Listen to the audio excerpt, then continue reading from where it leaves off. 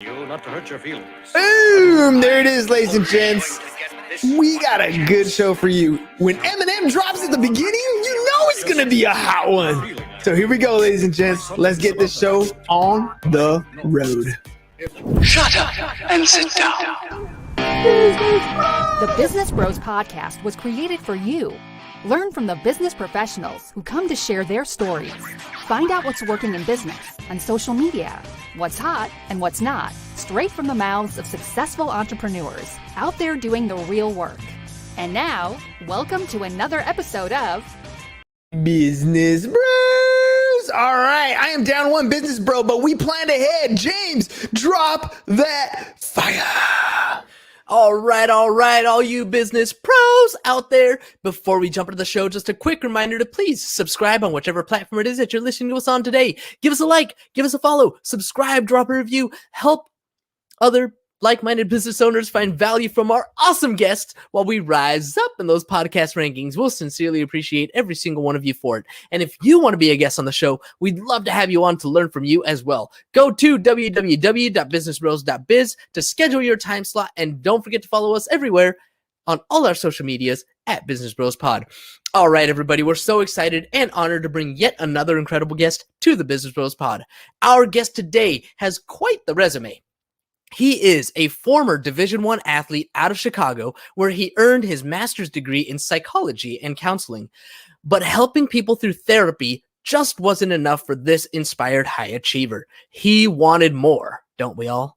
So he packed his bags and flew across the country to Los Angeles, where he added comedian, actor, and podcast host to his repertoire. In no time at all, he mastered comedy and was a runner-up in the San Francisco comedy competition and a finalist in the 2011 Stand Up for Diversity competition. His heart remained focused on being of service to others, which drove him to launch his podcast aimed at helping those who may feel like they have nothing left. If you are struggling with the cards life has dealt you and you feel like giving up, you will definitely want to tune in today, laugh and learn with us, and hear from a therapist who will crack you up. Joining us today from just a short ride north in Los Angeles, the host of the Before You Kill Yourself podcast. Welcome to the show, Leo Flowers.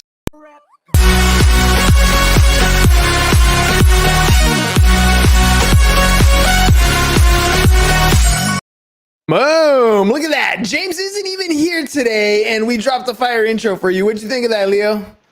Man, I'm all about that, man. That was dope. I appreciate that. Huge Eminem fan.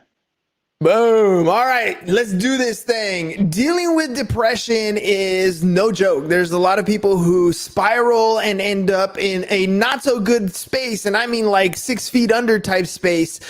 You managed to turn it around. Tell me a little bit about what was going on in your life that got you to that point. I'm still turning it around. It's, something like, for me, depression is like Titanic. We're gonna take in some water. We're going down. It's been a chronic thing. I think some people just are naturally predisposed to depression than others. I've had a lot of traumatic events in my childhood. I've been in like 11 car accidents. I was, jailed once, and I had to serve probation for something I didn't do.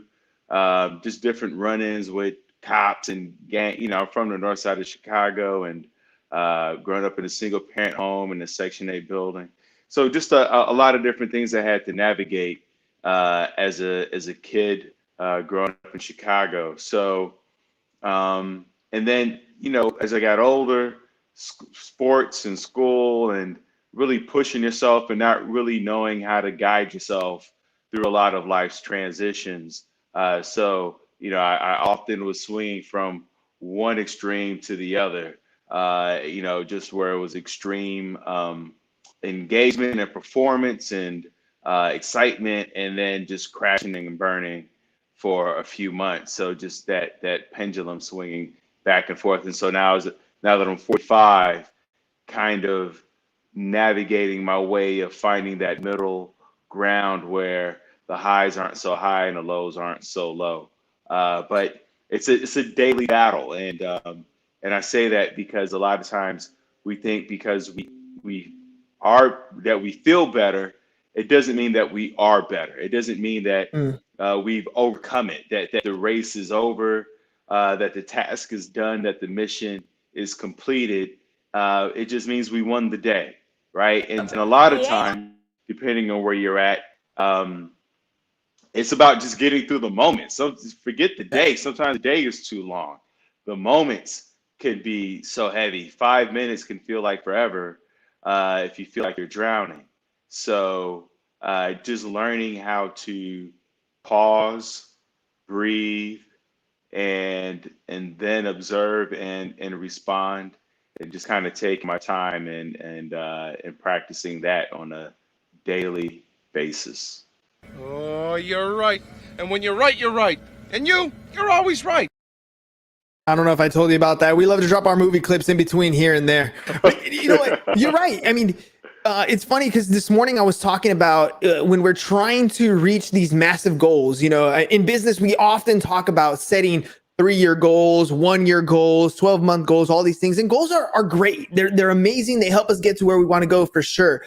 But they're second to those small daily standards that we set for ourselves, those small things that allow us to have these wins, right? Because let's face it, if I was trying to get out of debt and I'm trying to pay it off over a month or 2 or 3, I don't feel like I'm having any victory until I finally pay one of those things off, right?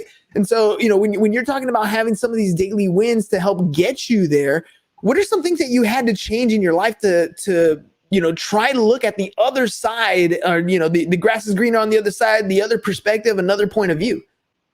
Man, that's a great question. You know, one of the things that I had to get comfortable with, first of all, is the word no, and realizing that no is a complete sentence. And I mean that in sense of setting boundaries with people and with time and with energy. You know, a lot of times I would say yes to things that I really wasn't excited for, that I didn't really align with my values. And, you know, now I'm in a place where I say no to things. And even more powerful than saying no is walking away from a thing. A lot of times we engage in something and then we feel like because we've already started it, we have to finish it. You don't. It's okay to walk away from things. It's okay to walk out of a movie. I know it's $20 for a movie ticket in some places, and you went through all the trouble of getting dressed and getting there. But if it's a crap movie, don't sit through it. Get up and get out of there. If you're on a phone call with somebody that you really want to talk to, that you really care about, and a conversation is you know, taking I hate to use the word negative, but it is going in a direction where it starts to make you feel uncomfortable, then, you know, say, hey, I think that we need to have a conversation here, and we can pick this up later on. So, you know, to feeling free to walk away from things, even if it's a family event or gathering, and saying, you know, I feel like I'm maxed out here. I really enjoyed our time and energy and spent together. I know you guys want me to stay longer, and but you know, I got to get to bed. I got an early morning tomorrow, et cetera, et cetera. So practicing that word no. A lot of times we say yes because, you know, we're in a relationship with someone, and it's like, if I love this person, I should say yes, and I should want to do these things. But we also have to protect our energy, our boundaries, and, you know, it's okay to be selfish when it's not hurting someone else in a threatening, physically or emotional way. And we also have to trust that other people can handle our no, right? Like your kid, they throw a tantrum because you said no to candy or no to this, and then you give in. Well, now you're feeding the beast, you're feeding the wolf, and that wolf's going to keep coming back because you said yes and you gave in, and now they know they just got to throw a tantrum and so adults do that too. Sometimes your spouse, significant other, your friends will do that, and you have to take a hard no. And that doesn't mean that you can't, you know, change your mind if new information is presented that you weren't privy to originally, right? Where you go, oh, okay, I was saying no based on this, but now that you presented that, that makes sense, and we can move forward.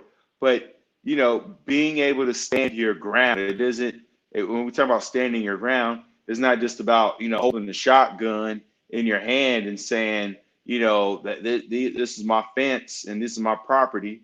It's also about saying, like, this is what I believe, this is what I feel, and I'm going to stand in it. So setting boundaries, saying no, walking away from things, and also not engaging with things that feed my mindlessness. I watch TV. I love like Ozarks and crime shows as much as so many other people, but I realize that there are habits that come along with that derail me.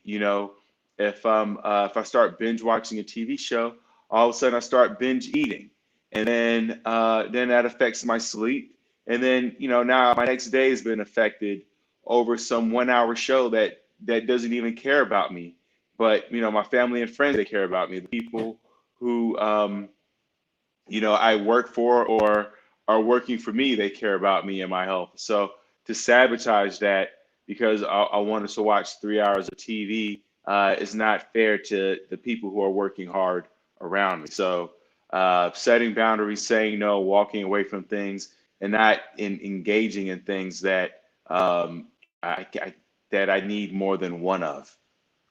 Don't ever let somebody tell you you can't do something.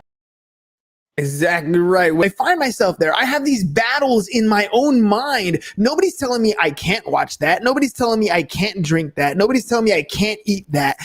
The battle that you're talking about is one that's going on right here inside your own head. Nobody's setting these limitations but yourself, setting these standards but yourself. So why are you setting these standards up? Like what is it that triggered you that said, you know what? This is the different kind of life that I want. Well, a lot of it is from, the sort of in terms of the standards previously, where as children, we're always trying to meet the expectations of the adults around us, right? The adults, because they're so quick to reward behavior, they're so quick to reward effort, and rarely are we just rewarded for who we are. We're never rewarded for being. Just you're to say that you are enough. I'm not giving you this gold star because you cleaned your room. You're not getting this gold star because you did your homework. You're not getting this gold star because you babysat your sister. Just because you exist, you deserve a reward. You deserve some time to yourself. You deserve to take care of yourself. And so as adults, we associate rewarding ourselves with hard work and effort, right? So that's why it's not until the end of the day, at the end of work, that now we want to go get happy hour and we want to kick back a few drinks and and eat some fried foods and things like that, because we've been programmed and conditioned to believe that is the only time we deserve to take care of ourselves, is after we've earned it. And as you progress, you realize, oh no, I need to take care of myself so that I can continue to be productive, so that I can continue to be present. If I get weekly massages, I get acupuncture, I take guitar lessons, all these different things. I go for walks on the beach, I take vacations, all these different things to take care of myself, because if I wait until I'm exhausted or overwhelmed, or I've worked an 80-hour work week for 2 years straight, it doesn't feel like it's worth it. You're really just beating yourself up at that time, and then the amount of time to recover is more than what you're going to grant yourself anyway. So it's better just to say, hey, I myself am worth having a scheduled, just like you have a schedule for work. You go to work Monday through Friday, 8 to 5. It's in the calendar. You show up, rain through the storm. Show up for your self-care the same way. Have that stuff in your calendar, whether it's a massage or a bubble bath or yoga or acupuncture, or whatever it is that helps you feel like you are recharged and rejuvenated and ready to go. I often, I used to think that drinking, going out and having, fast food, fried food with friends, going to the movies. Those were a way for me to recharge. But I noticed I didn't feel great afterwards. I didn't feel wonderful. Like I wasn't ready to go to work right after, those engagements. And so that's the thing you want to tap into. Before you make any drastic change, before you start booking that, just look at your life and say, hey, these things that I do that I think are going to relax me, are going to calm me, help me feel charged. Let me ask myself, do I feel that afterwards? Or do I feel drained?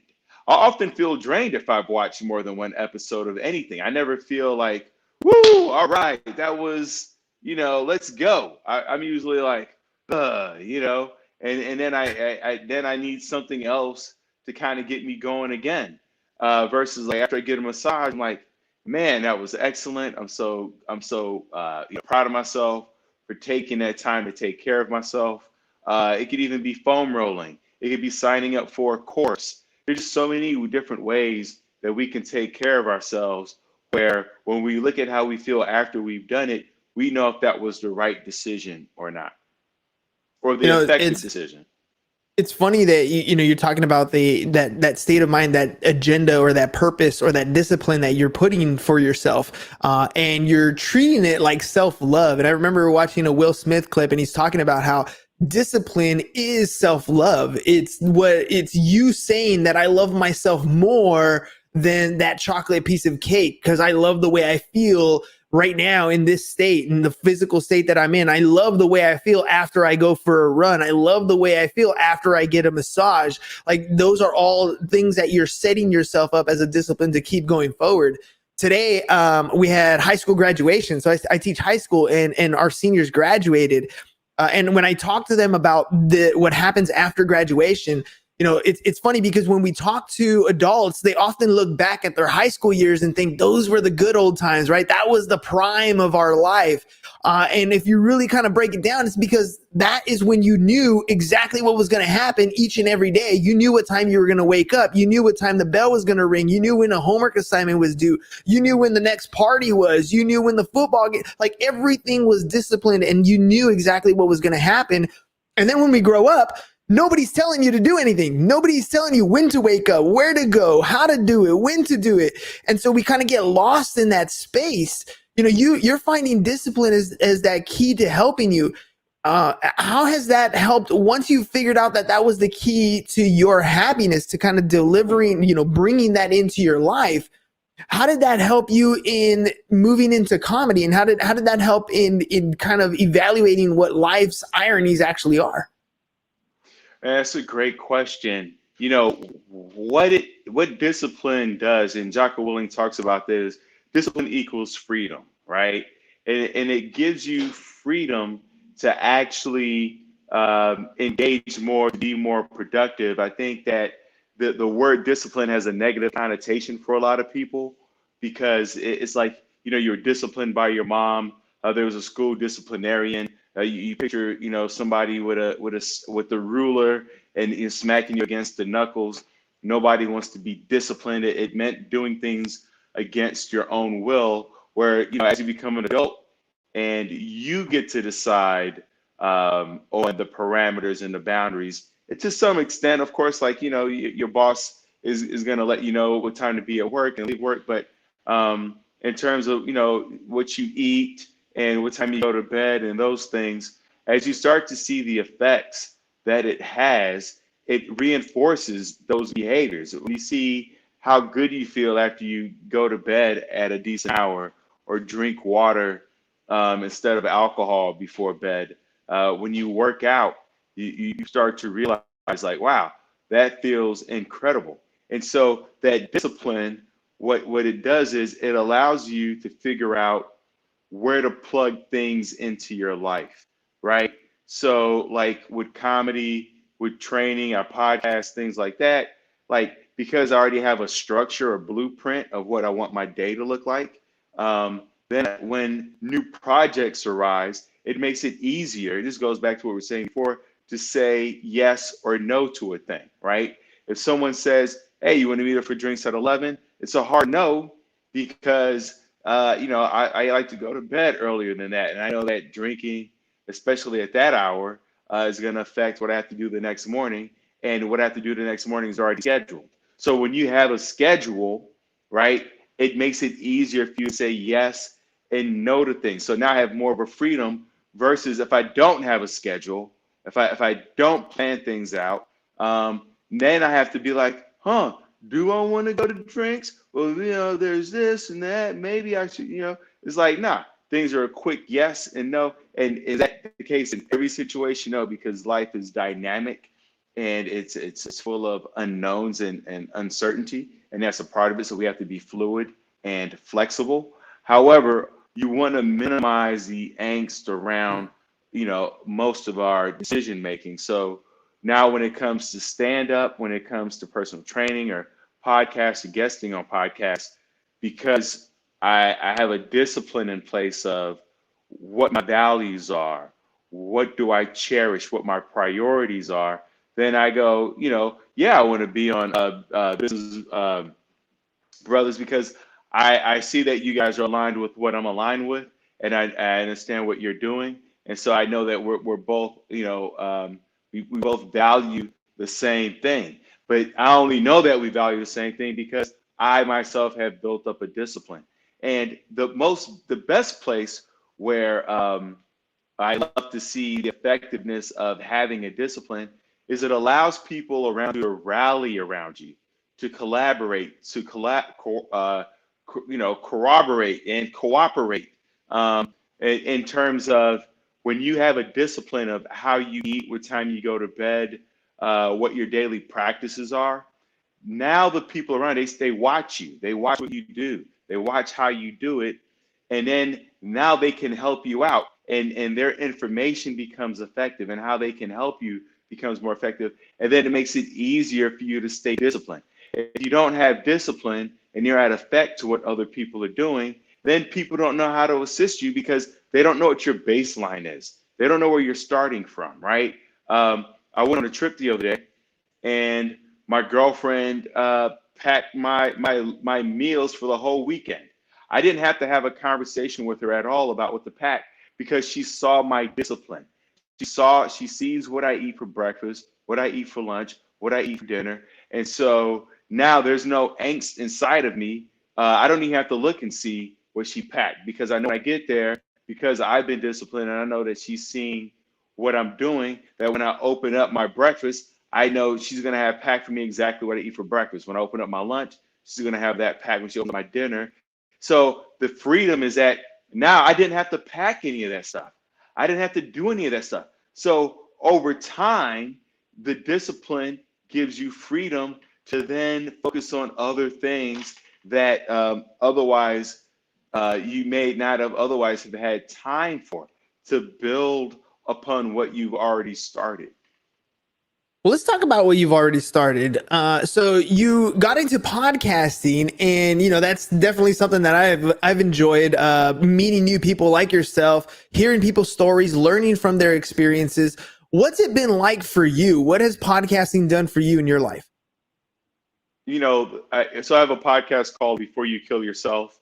It's a suicide prevention podcast because I've struggled with anxiety, depression, and suicidal thoughts, and just quickly, the difference between suicidal thoughts and suicidality and depression is more like a weighted blanket. It feels like a weight that is, it feels heavy. It feels burdensome. It makes it hard to get out of bed. Whereas suicidality feels more like an inflammation, like a fire. So the suicidality feels more internal, whereas the depression feels more external, like there's something holding you down. And so I struggle with both of those, and none of those there hasn't been an antidote for either one of those, but they become manageable over time. And I forget the question you asked me. Sorry, you said start. Yeah. So I wanted to know, you were talking about your podcast, what it's about. I wanted to know how it's affected your life. So the effect it's had on my life is that it's really expanded the conversations I have with people in my life. Like I said, because I'm talking about suicidality and traumas and also, but also how to thrive financially, physically, emotionally, spiritually. Because I'm asking you to stay here, I should also give you tips on how to stay here and why you should stay here. So we're covering the full gamut. But so many people in my life who I thought I knew, who I thought had shared all the things with me, felt more comfortable sharing even a deeper part of themselves, being more vulnerable with me because they saw how vulnerable I was being on my podcast. And it's deepened the relationships now that I have with people. And it's expanded my network of people. I thought that talking about suicide and depression, anxiety, I thought it was going to narrow the scope of people in my life and the world around me. But it's done nothing but expanded it from, now I've talked to New York Times bestselling authors and, Stanford neuroscientists and world leaders, throughout the world. And so it's really allowed me to engage and have a conversation with people who I otherwise might not have been able to have a conversation with. And it also is it's a reminder that we're not alone in how we feel. We're not alone in the feeling of despair. We're not alone in the feeling of hopelessness. We're not alone in the feeling of being a burden. We're not alone in the feeling isolated. There's so many of us, and there's so many of us who feel isolated and like a burden and overwhelmed and hopeless. If we all got together, we realized we could all help each other out. And so, you talked about high school, and one of the reasons why high school was such a great time for a lot of people. I know, some people have been bullied, and it was a tough time for others and challenging. But for those who it was great, part of it, what made it wonderful is that we felt like we were going through a thing together. We felt like we were going through a thing with other people. It's like graduating class of 94, graduating class of 83, graduating class of 76, right? And you got the yearbook with all the memories and people signing your yearbook. Like, it was a group effort. We graduated, we did this. I'm still friends with, my graduating class on Facebook. They've come to my stand-up shows. So the podcast it's expanded my worldview, and it's allowed me to connect with people who I otherwise wouldn't have been able to connect with. Man, how powerful is that? I mean, I've had a very, very similar experience in just that massive network, the ability to meet new people, to establish new relationships, to essentially start building that tribe, right, of like-minded individuals. It's been an amazing ride. Look, you're doing all kinds of amazing things, whether it's the podcast itself or having that stand-up comedy, helping people really identify with those feelings. If people want to get a hold of you and work with you, talk to you, maybe go to one of your events, how can they do that? If you want, check out my podcast. Just go on Spotify. We're on all the podcast platforms. It's called Before You Kill Yourself, and it's on all the streaming platforms. If you want to reach out to me directly, you can always go to leoflowers.com. Very simple, leoflowers.com. It has a link to all my social media on there. If you want one-on-one coaching, is also a life coach. Somehow I've just by natural law of gravity or attraction, it's been high-performing women who are killing it and crushing it at work, but are struggling to find meaning and purpose in their private lives. Go to thrivewithleo.com for one-on-one coaching with yours truly. Let's get to tomorrow together. Look, ladies and gentlemen, here's what it comes down to. Those feelings that you're feeling, you're not the only one. I know it feels like it sometimes. Sometimes you feel like you're alone in the world, like that nobody understands what you're going through. But I promise you, there are people out there going through very similar things. Even though they may look super successful, they may have a lot of money, drive fancy cars, they're going through a lot of the same emotional emptiness that a lot of us feel. Some of that imposter syndrome, some of that, we're not good enough for things. We all deal with the same types of things. And it's great to be around people who can help, who can understand, who can sympathize and empathize with what you're going through. And Leo, you're doing a lot of that for a lot of people. So thank you very much for what you're doing. And thank you for coming on the show today. What did you think of the Business Bros podcast? Man, I love it. This was great. And you're a great interviewer. And this was very enjoyable. Thank you for having me. Pleasure, man. Pleasure. All right, ladies and gents, I got to remind you guys, I didn't do it at the beginning of the show, but it is my favorite day of the week. It is SHIT. So happy it's Thursday. Enjoy the rest of your Thursday afternoon. We'll see you guys tomorrow, Friday. Peace out, y'all. Thank you for listening to the Business Bros Podcast. Are you looking to get more clients or to increase your income? Hernan, the business bro, can help you generate referrals through the power of podcasting. And James, the insurance bro with Pipeline Insurance, can help you effectively add insurance to your existing business. If you are ready to create wealth today and generational wealth for tomorrow, email businessbros@csfirst.com to schedule a free consultation or join the Business Bros Network, www.businessbros.biz.